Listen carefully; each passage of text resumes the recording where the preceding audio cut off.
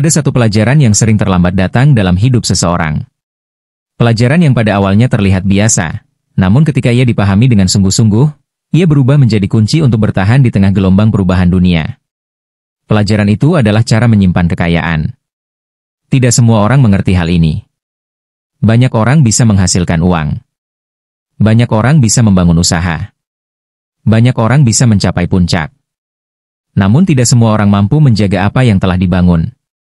Di luar sana, kita melihat cerita tentang pengusaha yang dulu dipuji setinggi langit, lalu tiba-tiba jatuh.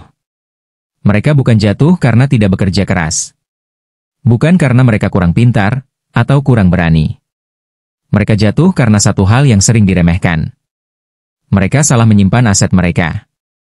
Mereka menaruh hasil kerja mereka pada tempat yang rapuh. Seperti menaruh air dalam wadah yang retak.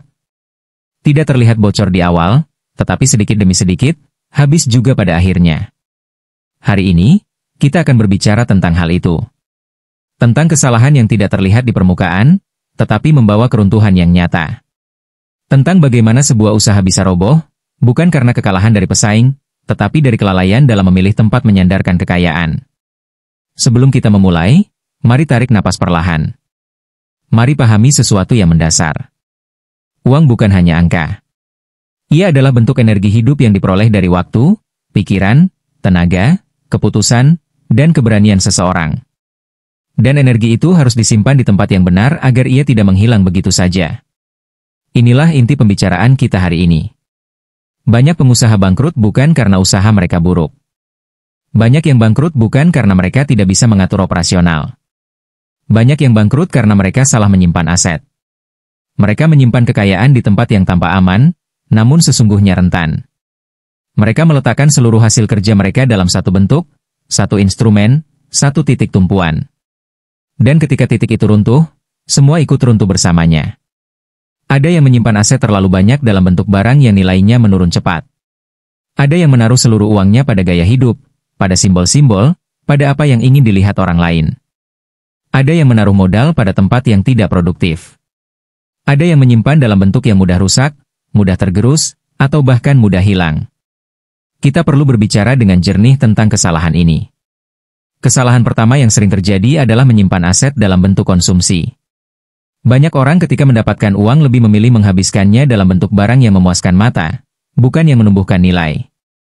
Mobil baru. Gawai terbaru. Renovasi mewah yang tidak membawa nilai tambah jangka panjang.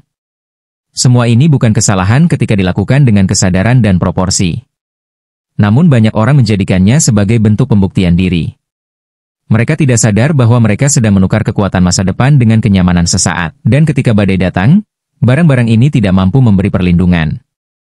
Kesalahan kedua adalah menyimpan uang dalam bentuk yang hanya diam. Menumpuk saldo di rekening tanpa arah. Uang yang diam akan kehilangan nilainya sedikit demi sedikit karena inflasi. Seperti es yang dibiarkan di udara terbuka. Ia meleleh tanpa suara. Perlahan namun pasti. Menyimpan uang tidak salah. Namun tidak memberi tujuan pada uang adalah kesalahan. Uang harus mengalir ke tempat yang membuatnya bertumbuh. Kesalahan ketiga adalah menaruh seluruh aset dalam satu keranjang. Ini adalah kesalahan yang membuat banyak pengusaha tumbang. Mereka menaruh semua harapan mereka pada satu jenis investasi. Satu jenis bisnis. Satu jenis bentuk kekayaan.